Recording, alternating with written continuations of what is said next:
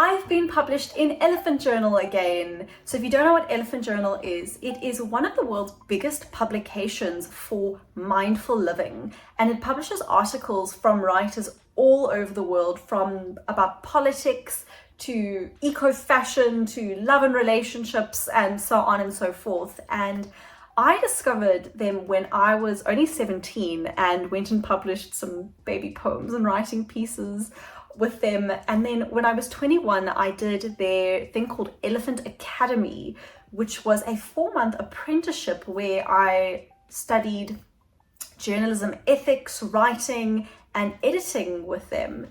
And I was quite prolific with publishing with them for a while, and then I didn't for literally years. And last year I decided, hey, I'd like to reconnect with this platform again, this publication again. And so I published 4 pieces last year with them. And recently I've published a new one called, and now I'm going to make something magic, bing! Why I've decided to treat life like a fashion show.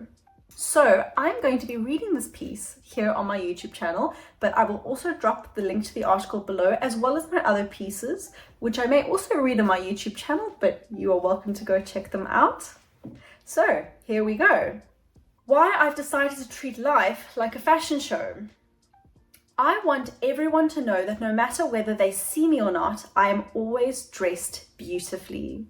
These words suddenly appearing in my head stopped me in my tracks. For months now, I have noticed a powerful shift coming over me.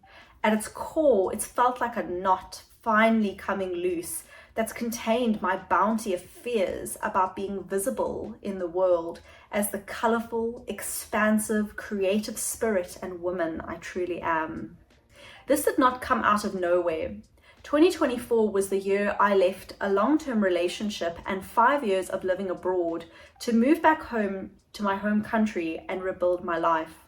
It was the year I was forced in more than one situation, sometimes dramatically, to end a generational pattern of being untrue to myself in the service of keeping the status quo. I saw my internal limits more clearly than I ever have, and despite wanting to climb under the covers some days and binge 90s rom-coms, most days I forced myself to stand before my closet and get dressed, to will the new life, the new me I was building into existence every day. The most obvious way this has expressed itself has been my increased confidence, creativity, and joy in dressing myself intentionally every day. My Greek grandmother always insisted on us taking pride in our appearance, and ever since my university days, I've interconnected clothing with my mindset.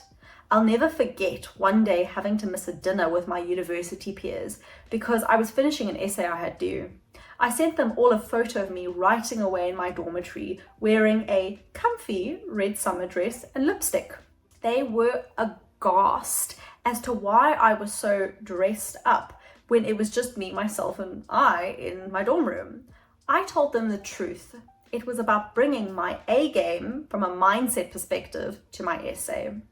For the same reason, I've always tried to dress nicely for work every day, even though I work from home as a freelancer. But over the last few months, I felt this become increasingly intentional as I started to treat each day, whether I left the house or not, like a fashion show. What I realized is that my clothing and how I present myself is an extension of my energy in every situation. It's for myself and it's for others.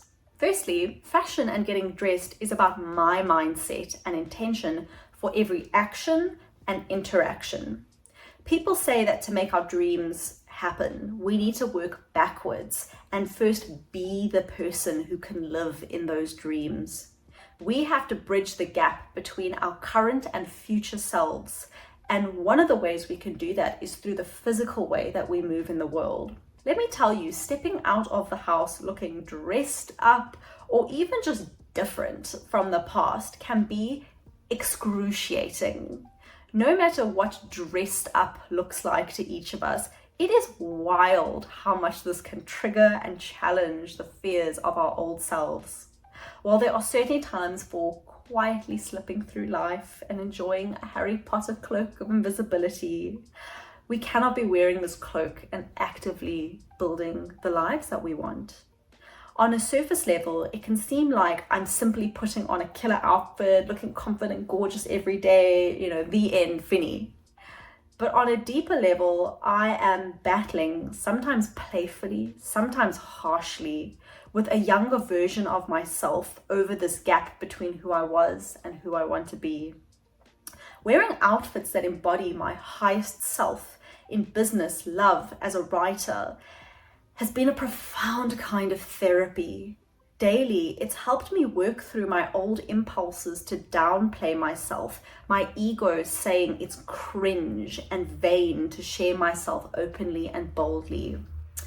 Then there is the sinister idea that there is some moral value as a woman to being demure and playing down the brilliance of who we are, almost certainly a vestige from our patriarchal society.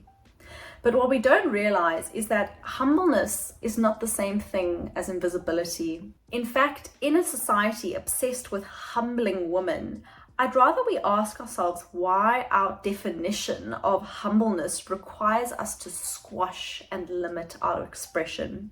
Beyond myself, a major part of this has always been to do with giving others permission to embody their own creativity, beauty, fun, and confidence.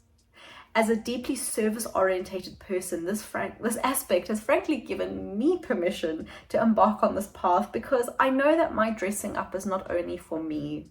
I think we underestimate how powerful it can be to be in someone's presence who embodies all the things that we wish we could embody and realize, wow, if they can do it, maybe I can emerge from my shell too. I know I've felt this in the presence of others that I've looked up to, and it's definitely who I want to be in the world, especially as a writer. Recently, I logged onto a Zoom call with a potential client, and after taking one look at me, she paused our meeting to apply her own lipstick. She then beamed at me through the screen and said I inspired her to embrace her own beauty in that moment.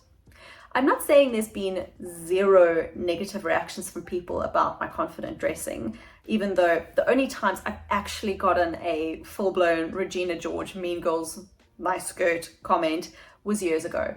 The thing is, for every weird vibe or comment, there have been 1,000 more positive experiences, and feeling like as I express myself through my fashion and grow myself, that is helping others too.